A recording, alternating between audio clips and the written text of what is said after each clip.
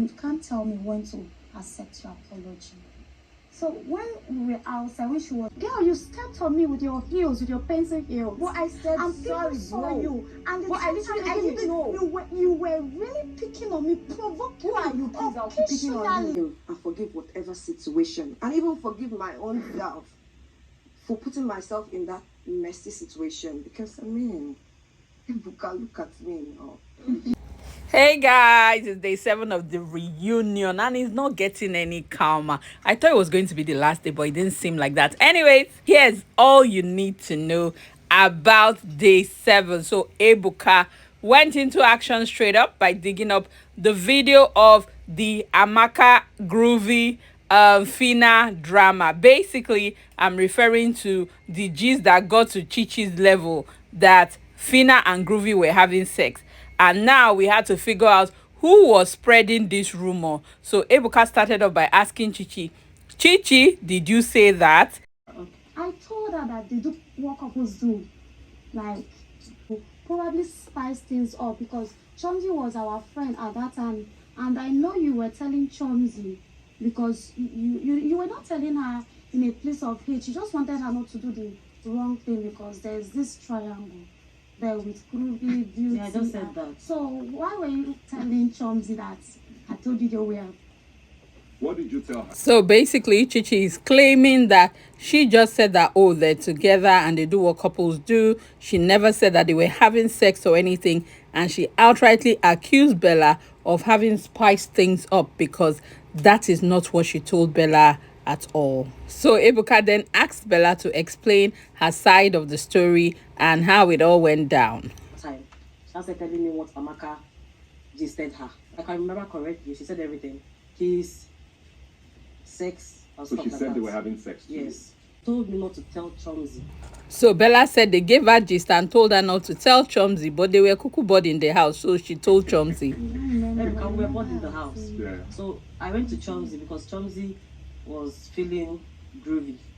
I didn't know that Chomzi would go and tell groovy, friendship code kind of thing, Okay. or sisterhood code thing. Okay. But she went to tell groovy. So also when Bella was asked that what was the Chichi use, did Chichi actually tell you that they were having sex? Bella was like, yes, she did. I can even remember her demonstrating. You probably spice things up. That's what I'm saying. Bella is lying, is what you're saying. Is Bella lying? I Yes or never no? said they were having sex. Bella, so basically she's saying you lie. Ebuka, I don't lie. In fact, she even demonstrated. She was like, no. Let's go to Phyna now, because Phyna is inside this matter. So when Ebuka asked Phyna that how did she feel watching the clip, Phyna said that, yeah, that when she saw that clip, she just felt like there was one person that she owed an apology, which was Amaka. And we all know that Phyna was accusing Amaka outrightly of being the one that was monging her gist.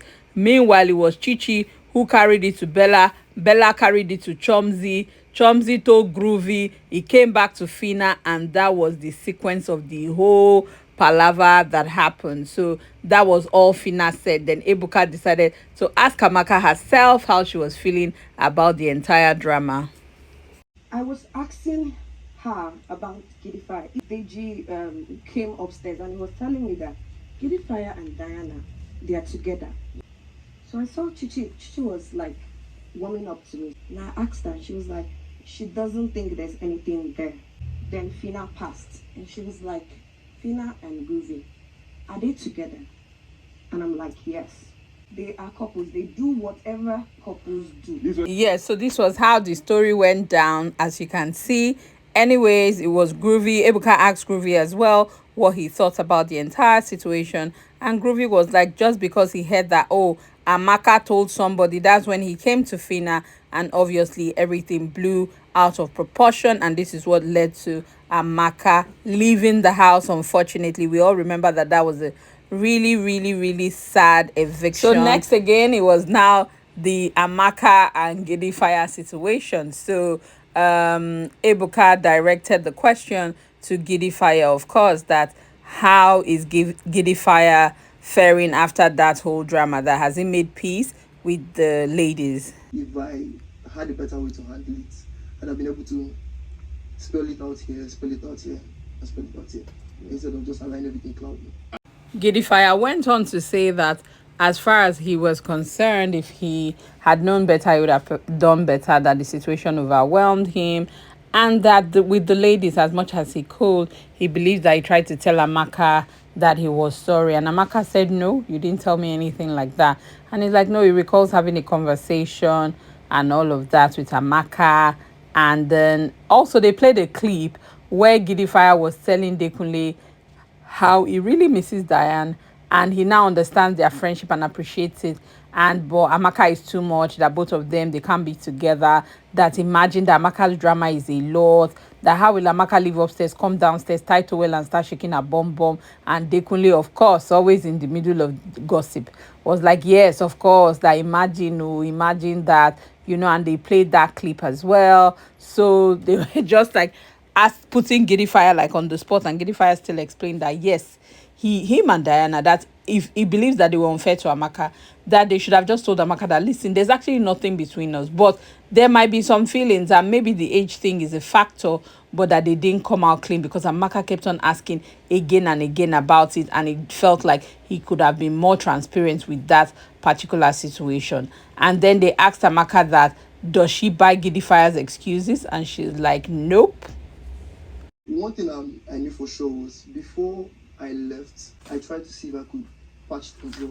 Like, let me not live on the bad note, to be honest. Because, yeah, many people... Amaka is not finding it funny, but go on. Like, use the brain of, like, 3 ladies. If he says that he did not understand or whatever, that's like a problem that some guys have.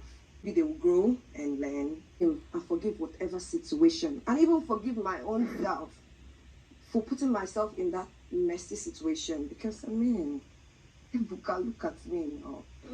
So yeah, at this point, Ebuka now asked her that, but oh, you must have seen how it was hard for Gidifia. He was in a difficult position because you came and you threw yourself at him. And she was like, no, that is not a fact. That as a matter of fact, that is actually laughable because that's not what happened. Very laughable.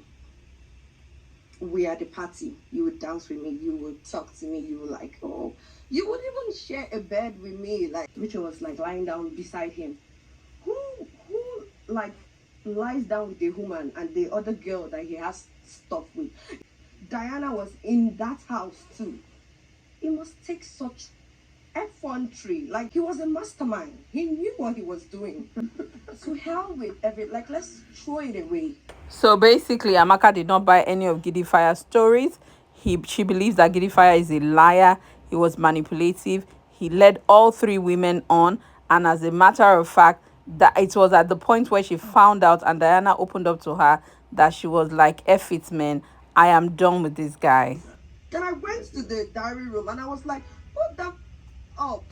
Next on the agenda, it was Chichi versus Ilebaye, and you step on me, you didn't step on me saga, and the drama. And they asked Ilebaye, was it intentional that she went to the party and pulled Chichi when Chichi was dancing with Groovy and took maybe the Groovy to Phyna or something? And she was like, no, that wasn't it. That's like usually her style at the parties. She just goes and breaks people up that are dancing and just has fun. And that time they were all up for nomination, and she just thought, why not, let's just enjoy ourselves and just disrupt the party a little bit.